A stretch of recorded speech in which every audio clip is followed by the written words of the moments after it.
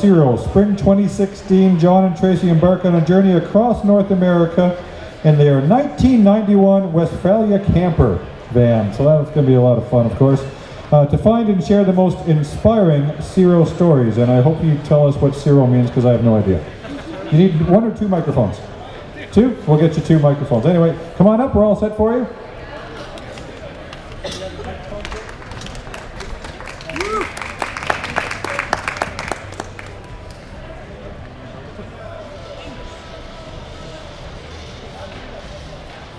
Hi everyone, I'm Tracy.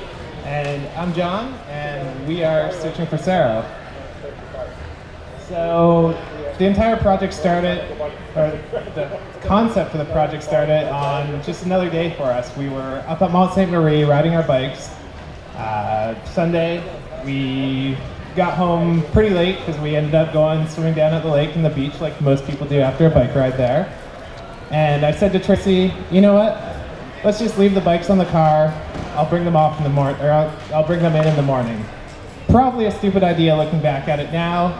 They didn't get stolen, but they probably should have. So the next morning, we woke up to a phone call. That phone call was my mom. I could hardly understand what she was saying. She was crying, and I finally figured it out. Dad had passed away from suicide. I immediately just got in my car and I made the 3.5-hour drive back to Lindsay. I didn't think of anything, I didn't grab anything, I just got in the car and went. The next few days were obviously pretty tough, but I realized probably by Thursday, hey, I got my bike with me. It's still in the back of my car, it still hasn't been stolen, so I might as well go for a bike ride. And anyone's rode the trails in Lindsay, they know they're nothing to write home about. They're dual track, kind of boring, but I went out and I rode my bike anyways.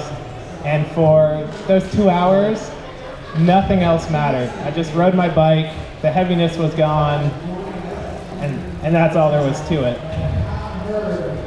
So the couple of weeks that followed that were, of course, pretty hard, heavy, a lot of sad moments.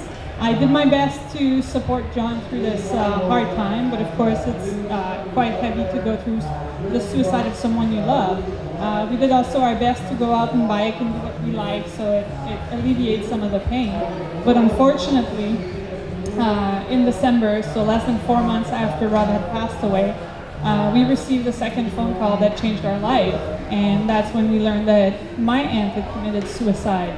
Now you're going to think, wow, what are the odds, really? Because none of us knew anyone that actually had committed suicide close to us, and all of a sudden in 4 months, it sort of hits you, right?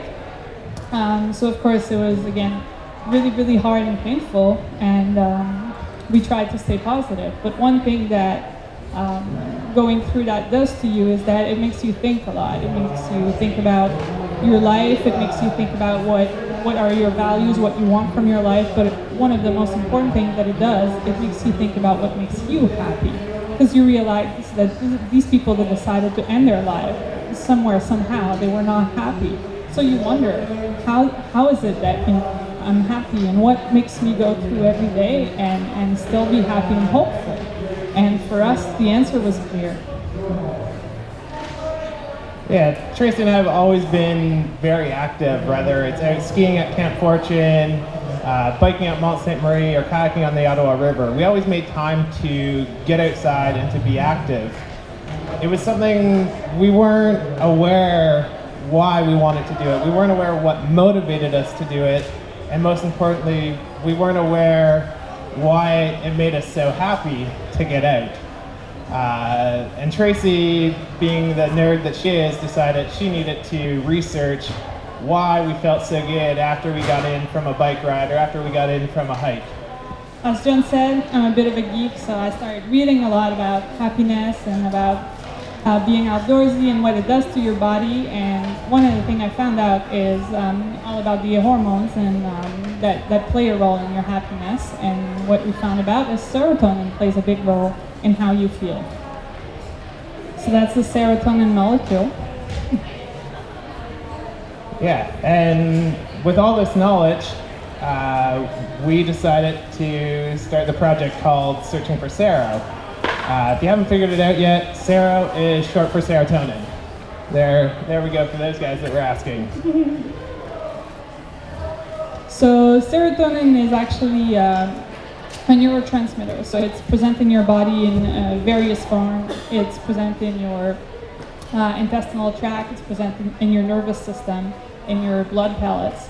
And it does fill a variety of function that goes from mood regulation to coordinating your appetite, your sleep, your sex drive, a lot of your cognitive functions, so from memory to learning abilities. So it plays a big role in our body. And it's been linked that low levels of serotonin actually impacts us in various ways as well. So it is commonly linked to various mental illnesses such as depression, obsessive compulsive disorder, anxiety, insomnia, impulse control disorder. A person with low levels of serotonin will often get angry or will be joyless and will have symptoms such as migraines or even constipation and digestive problems. So it's a variety of symptoms that are associated with serotonin. Over the last 40-50 years, pharmaceutical companies have tried to find ways to play on that molecule to treat mental illness such as depression and anxiety. Actually, the major classes of antidepressants act on serotonin level on a way or another. But one of the things that makes it really difficult to treat depression or mental illness with serotonin is that there's a lot of factors that come into play. For example, different reasons why your serotonin could be not working right. It could be that your brain doesn't produce enough serotonin. It could be that your serotonin receptor don't work properly, or that you don't have enough of them, or that the way the molecule is broken down in your body is not happening the way it should be. So in trying to bring medication that treat that, they have to find the way that it's happening in your body when you have that problem. And it's not always easy. And on top of that, you have a number of outside factors that play a role on your serotonin body that are not even related to your bodily function. So these outside factors are actually quite interesting as well. And for example, the food that you eat has an impact on your serotonin level because your body produces serotonin from breaking down amino acid from proteins. So whatever you eat also has an impact. Another thing that was found to have a big impact on serotonin was physical activity. That's commonly known that people, after a good or a big physical activity, or even a small one, have increasing serotonin level. Same thing with nature. Being in contact with nature has a positive impact on a person's serotonin level.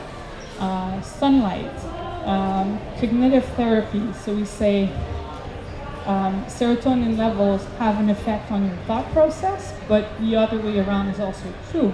So your thought process has an impact on your serotonin level. That's also why they say that meditation and mindfulness has a really positive impact on people that have mental illness such as depression and things like that. So it's a lot of different factors that comes into play that makes it very complex to treat mental illnesses, but also makes it amazing in the types of things that we can do. That brings me to green exercise. Now, I don't know if you've ever heard of that concept. Green exercise is very simple. It's physical exercise in nature. That's very simple, right? And I feel like I'm preaching to the choir because I feel like you guys are probably already sold to the idea because you're here today. But it's amazing what it can do. As I said earlier, both physical exercise and being in nature has been proven to have a positive impact on levels of serotonin, but also separately from that, it's also been measured it has positive impact on self-esteem and mood in a variety of people that have been studied. So adults, kids, people with or without mental health conditions and symptoms. So it's actually quite interesting to see what a positive impact it has. And for us, it was a major breakthrough for us to understand that. I mean, we always knew how it was important in our life. We always knew that it made us feel good, but all of a sudden it made sense. And we decided that it was so important to us because through the event that we went through and our family members, mental health has suddenly come to play a big role, and we realized how big of a role it plays in other people's lives. A lot of people came to us and talked to us after the event saying, oh, you know what, like, I've also suffered from anxiety for the past 5 years, and I haven't told anyone because I feel like I'm going to be judged, or things like that. So we feel like it's all around us. And we realize also that mental health is to be considered in a more holistic way, as something that it's part of your entire health and life. And the World Health Organization's definition is actually quite interesting in the sense that what it says that mental health is a state of well-being in which every individual realizes his or her own potential, can cope with the normal stresses of life, can work productively and fruitfully, and is able to make a contribution to her or his community. Now, nowhere in there you see that mental health is the absence of a mental illness. It's not related to that. Mental health is the state of health, just like physical health is the state of health. It's being in a good condition and able to perform the things in life and contribute to life. So for us, brain exercise is that amazing thing that if we can promote, we can actually start talking about prevention in mental health. Because one of the things we realize is that in mental health, prevention is often related to the last stage where you prevent someone to commit suicide or you prevent the reoccurrence of mental illness. But really, prevention is for everyone. Having a positive, active, brain exercise lifestyle allows you to prevent or make sure that you're going to have that state of well-being that will allow you to feel better on a daily basis. Now, of course, it's not a given. Like, it doesn't go out and play and do what you love and all of a sudden everything's pretty and pink and you're going to be happy. But it helps you. And what's really interesting is that it allows you to strike for that balance that you will need when the stresses and the hardship will come, that allow you to maybe be stronger or have the tools that you need to help you go through this moment. And that's what we want to promote, because really mental health is in everyone's life.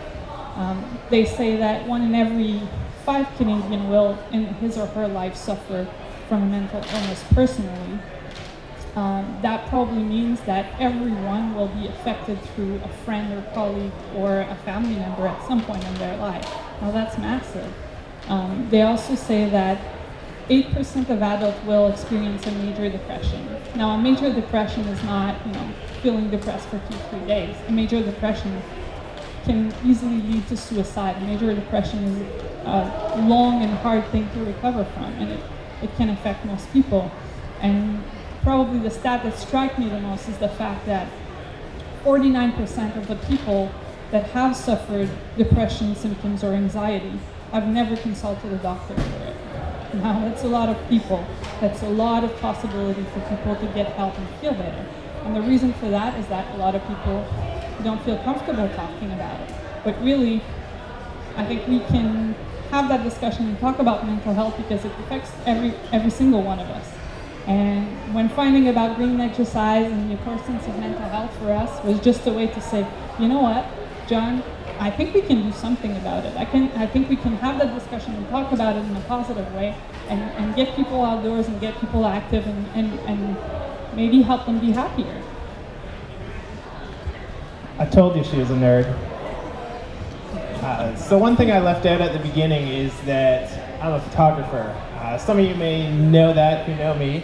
I've spent the last 10 years working on some pretty cool assignments and some pretty great clients.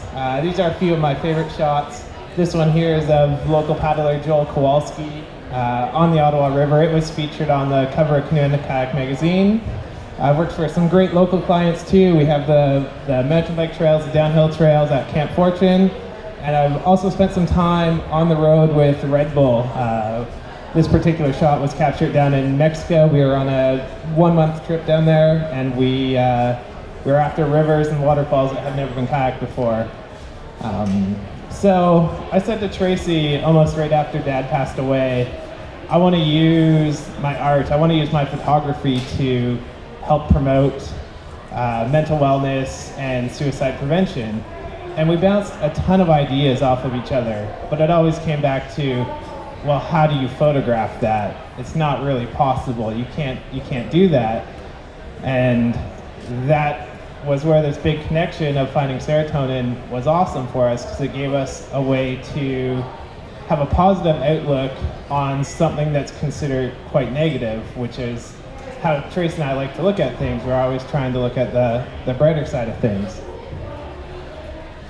So with all this knowledge and the idea set of what we were going to do, we decided that we had to tell everybody, or as many people as we could. There are some areas that we're skipping because there's not a lot going down there. It's kind of flat, and up here would be awesome, but there's not a lot of roads. But yeah, this spring we're going to be, actually in May, we're going to be heading out to St. John's, Newfoundland. We'll dip our toes in the ocean or whatever corny thing and officially start our project. For now, we've had 1 year of planning and talking about it, so we're really excited for this, and it's just a couple months away now. We're going to spend 1 year working our way across Canada, try to make it up to a ferry in Juneau, Alaska, where we'll skip back down to the BC coast, spend the winter in the interior, and then 1 year in the US. To do this, we have bought a 91 Volkswagen Westphalia. I guess you could say it's a hippie van, and it's pretty related to happiness. It's a full camper inside. It's got a bed, a stove, a fridge, everything you need to call home. So we're looking forward to getting into it. We bought it with over 360,000 kilometers on it, and once we started working on it, we quickly realized that it was going to need more work than just a basic little oil change and some new tires. So in August, we started tearing it down at my friend's shop, Diesel Rover, and found out that we pretty much need a full restoration. Not a single part on this thing is good. So along the way, we started working on it. We got some other great companies involved that will help us out. We had a company down in California that makes specialty parts. Anything that we couldn't get, they were able to get for us. And we also had a local shop, Club Volkswagen, get on board. They're definitely the Volkswagen experts in the area, and they've been great helping us out as well. We really wanted to have the van here for you, but it's currently at my friend's paint shop and looks something like this. So we weren't able to get it here, but hopefully in a future show, you guys will be able to see it. Likely as we're speaking, it's being sprayed with paint. And the end goal is to have the van looking something like this. So we are going to have a color change because it was maroon when we bought it. We're having it painted fully white, and our friends at K6 Media in the East End are going to do the wrap for us, which we're really excited about there. So we should have the pretty ultimate adventure mobile for this project. You're probably asking yourself now, well, what is this project exactly? You've talked about you know, serotonin and the theory behind it, and you've talked about how you're doing it, but what are you doing? So once we're on the road, we're going to be doing what we're calling Sero stories. Each week we're going to be publishing these stories to our website, and they're going to be stories of people that we find on the road and we find along the way, of people that use outdoor adventure to bring happiness and well-being to their lives. We've already done 8 preview stories from people around the Ottawa area, and we've had some pretty amazing ones. You can head to our website, searchingforsero.com, to read them, but a couple of my favorite are the story we did on Jen. This one hit really close to home for us. Some of you guys might know Jen. She's a well-known mountain biker in the area. Her mother also passed away from suicide, and as we were sitting down interviewing her, it sounded like we were hearing our own story. Yeah, her mom passed away in the fall, and tough time going through it, and she realized at that point how much she needed her mountain bike, how much she loved riding. And there's a ton of super inspirational quotes on her story. I definitely recommend you check it out. Another pretty incredible story that we found was the one of Craig's. He had a pretty rough childhood. As a teenager, got very heavy into drug and alcohol abuse, and actually had a couple attempts at suicide. He was living in Toronto, working a high-stress IT job, and that's really all he did. And yeah, work and drink. Definitely not a healthy lifestyle. But one day his friend showed up at his apartment with a kayak and a paddle and said, "Hey, we're gonna go whitewater kayaking." And Craig kind of responded, "Well, I've never done this adventure thing before, but it sounds fun, it looks kind of cool, so let's go." And that totally changed his life. He ended up leaving Toronto, moving to Ottawa because it is the whitewater mecca, especially in Canada. And he now pretty much kayaks every single day, summer and winter. He is just always on the river. And he's also been totally clean of drug and alcohol abuse for the last about a year now, which is totally cool. He 100% credits his life today to whitewater kayaking, and says, like, he said it himself, if it wasn't for whitewater kayaking, I probably wouldn't be here. So that's, to me, it was one of those stories that we sat down in the interview, and it was really like, wow, like, you know, we're doing the right thing. This makes sense. Not all the stories that we're featuring are gonna be as heavy as these two, but these are the ones that stood out to us and also our readers. We have some lighter ones. We did one on Theo. He's a ski instructor. He was in university, and he just said, the quote that stands out for me is, "I woke up one morning and I realized I was only happy when I was going to the ski hill." So he ended up dropping out of university and becoming a full-time ski instructor, which probably isn't something most people would agree with, but he knew that's what he loved, and so he went for it, which was just inspiring. So the entire goal of the project is to create a photo book at the end. We're going to be sharing these stories along the way, but we also want to create a book so that we can give back to the community and also make some donations back to charities working in suicide prevention. The book's going to feature the best of the best stories and photos, and hopefully after 2 years on the road, we'll have some pretty good photos. We want this book to like sit on your coffee table, to motivate you, something you can flip through, read some inspirational quotes, see some amazing outdoor photos, and say, okay, let's go skiing, or let's go for a hike. Once the book's ready, 100% of the proceeds from the sales of the book will be donated to charities working in suicide prevention, which we're really excited about. We are teaming up with the United Way as a way for us to funnel those donations to communities all over. Because we're going to be traveling all over North America, we didn't want to get back and donate all our proceeds into one community. We want to ensure that they go everywhere. Unless we only sell one book, then we'll probably donate them to Ottawa. So, and I have to thank Mom for buying that one book. So if you are really early Christmas shoppers, our book will be ready for Christmas 2018. So make sure to get that on your list. Because we figure when we finish in Maine in the spring of 2018, it will give us essentially the summer to get the book ready, produce it, print it, and hopefully have it under your tree for Christmas, which is a pretty tight timeline, but that's what we're going to be aiming for. A lot of people have asked, how are you doing this? How are you affording to kind of take 2 years off of life and hit the road? We've pretty much invested everything we've had into this. Our life savings have gone into buying the van and getting it running. We also ran a crowdfunding campaign back in November. We had a $10,000 goal, and we raised over 130% of it, which was pretty amazing to have that much support behind us. So it's kind of like, we haven't done anything. We still haven't really done anything, but people are willing to support us. And we've also had some really great sponsors get on board that have really made it possible. So Arc'teryx, Go Westy, Joby, Hunt Club Volkswagen, Probar, and Northman Company Insurance are all huge on board with us, and we've had a bunch of others help out with products and donations as well.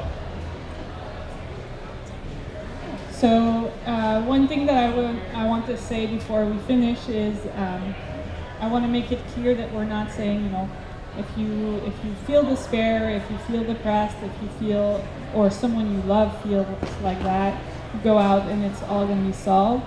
I mean, there are resources and you might want to consider them, and one of them that we found really interesting and had never heard of is the service called 211. So it's a community service, it's a phone line, it's all coordinated by the United Way, and it's just like 911 or 811, it's a phone number that you dial, and you get access to your local community resources for a variety of needs. So not only specifically the mental health, but it's also community resources for elderly people, disabled people, new immigrants, like a variety. Everything that's community-based in your neighborhood, in your city, in your town, it will be, they will have information on them, and they will be able to direct you to the different service that you can need. And most of the time you don't need them. I mean, often you go, you know, to the hospital or you talk to your doctor, and their knowledge of community resources might be limited. So that's one really, really good way to get information on those kind of services. So I think you should look it up. It's available in most of Canada with the exception of 2 provinces and most of the United States. So it's actually quite broad. But it is available in Ontario and Quebec. It is. Since probably most of you people fit within that range. Yes. So if you do want to get involved in our project, you can share your story with us on Instagram or Twitter or Facebook. Just use our hashtag #FoundSero. Anything from a bigger story or just a shot of you out hiking in Gatineau Park, anything, feel free to use our hashtag, get involved, help support the project. Of course, we have our website where all the stories will be, and a whole slew of social media that you can follow us on. It'll be a mix of the stories we're doing on other people and some of our stories as we go along the way. I'm sure we're going to have some interesting moments. Yes. We have some business cards down there as well if you want to grab some to get our contact information. Yeah. So thank you so much for listening. Do we have any questions? Yes, go ahead. Could you give us some idea of what types of activities you're planning to do yourself? Ourselves?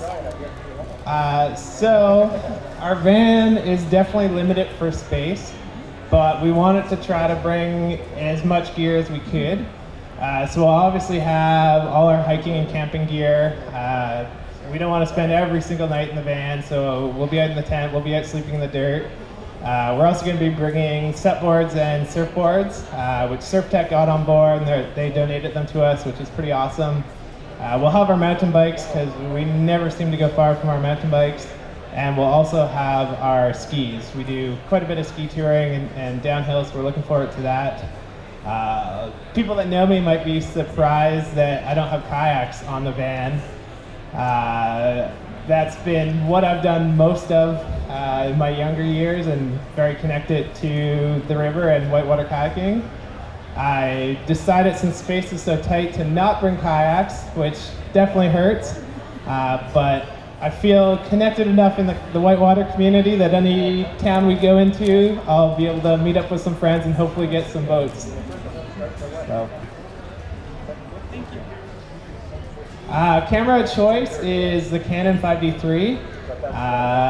Typically on a shoot I'll carry 2 bodies. We usually go with a 24-70 lens on one and 70-200 on the other. They're my workhorses, and also been known to go the fisheye quite a bit and the wide angle 1635. And I've started the last few years getting really into prime lenses, 35, the 50, and I actually use the Canon 135 quite a bit. It's super contrasty. I've been really enjoying it. Using prime lenses for an action sports photographer is kind of rare, but it brings interesting challenges, and I've been enjoying that. And you call me a geek? It's just camera stuff. Gibberish. Cool. Anything else?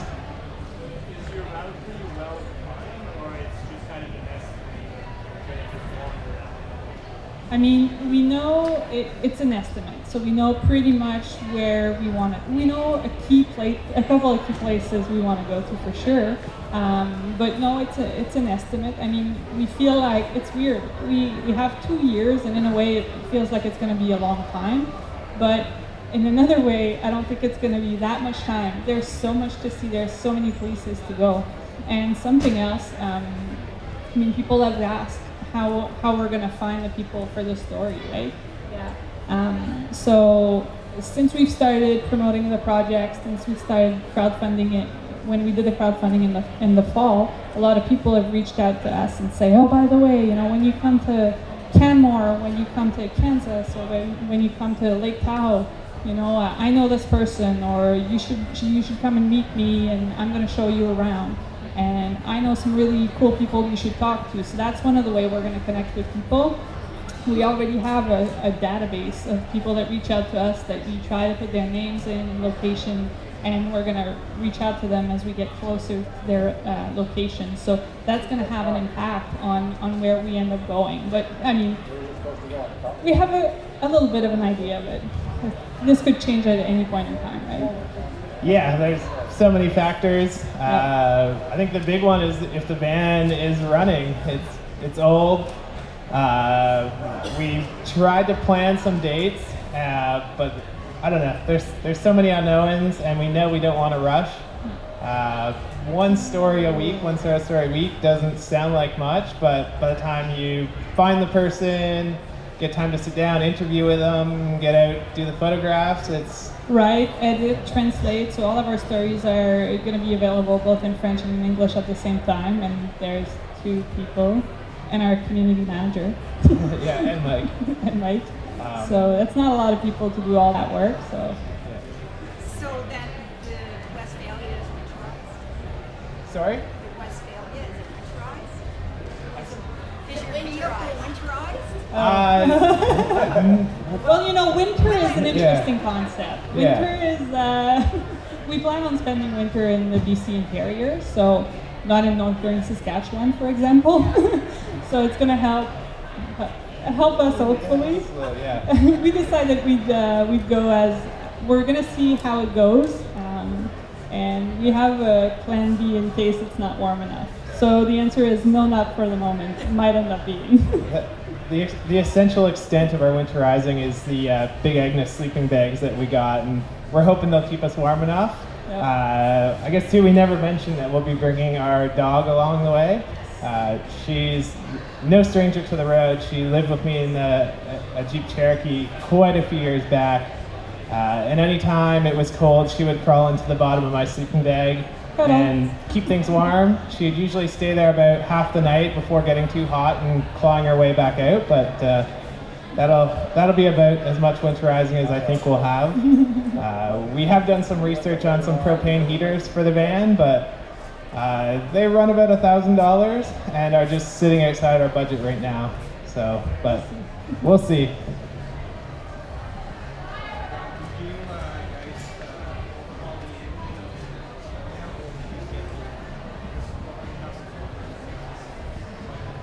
Yeah. So in terms of the work we've done to the van, the motor was replaced about 60,000 kilometers ago by the previous owner. And it was one of the best parts of the van, which is why we chose that one. I looked at a ton of vans. I spent 6 months before buying one, pretty much checking Kijiji every single day across all of Ontario and all of Quebec. Before going with the one I got, and I definitely thought the one I got was in better condition than it ended up being. But the motor, the actual motor, we didn't touch, we didn't rebuild. We did replace like all the injectors, the sparks, the oil pump, and that's about the only thing we didn't get into. We ended up having to get a brand new transmission, all the springs, the shocks, the bushings, all the lines, everything. We had at one point the van down to nothing but just body, sheet metal. Everything was stripped out of it. There's a photo on our Instagram of the van up on the hoist, and it kind of, to me, looked like one of those mobile homes that you pull on a trailer and you get to the park and you remove the wheels and everything, where, I don't know, I guess grandma and grandpa go in Florida for the winter type thing, is what we had in the middle of the winter. But we're hoping all the bugs are worked out, but you never know. It's probably going to be a great adventure, obviously some setbacks and different things, but if this goes great and you get picked up by other people, have you thought of doing a world tour? Same idea. We've got that question quite a bit. I feel like we have enough on our plate right now because we're already planning into, we're going to be traveling till spring 2018, which is crazy far away, and then we have to get the book ready. And I think life's going to change a lot over those next 2 years. And, I have a couple other friends that live in a van or in an RV, and they started off 6 years ago, and their plan was to live in it for 6 months.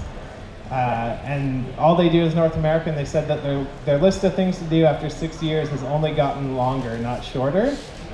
So there's always the possibility of, I guess, kind of doing another lap. I kind of am partial to the idea of shipping the van over to northern Norway and starting in Norway and working our way all the way down to like Spain and then across to Greece. But there's definitely some major expenses and complications to that. And there's, of course, always South America, which would be pretty amazing as well. So I think only time will tell. Yeah, we've thought about it. I mean, John's got the really good flexibility being a photographer to be able to work in different parts of the world without a problem almost. Just need to find clients, right? Not that bad. And I was first planning on taking a leave of absence from my work, and I decided that I would just quit. So I'm done working in a month now. So April 15th, I will not be working anymore. So that certainly will be an option. The year after, I think we'll be doing a lot of thinking and deciding where we go from there. Thank you. Cool. Well, thank you so much. Like I said, we have some cards here. We're going to get Mike to bring up a bunch of Pro Bars and put on the stage. If you haven't had a Pro Bar, make sure to try one. They're pretty tasty, and you're probably getting pretty hungry by now. But yeah, thank you so much for joining us, and I hope you enjoyed. Thank you. Follow along.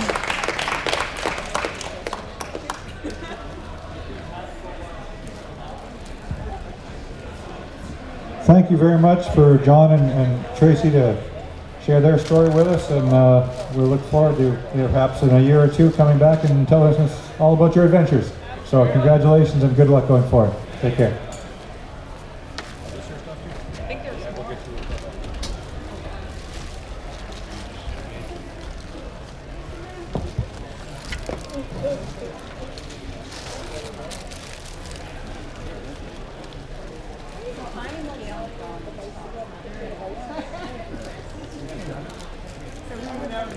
Because you did. Awesome.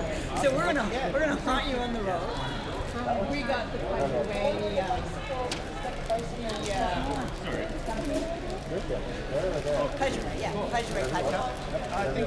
Yeah, I messaged you. You're still looking at it maybe when it was in the message. Yeah. And then we're like, yeah, we can do this. So yeah. So we got it in June. So at some point we may meet you along the way. Yeah, we'll keep track of where you are on Facebook because we should be leaving here probably at the beginning of July. Oh, where to go? Okay. And It was really interesting. heading back.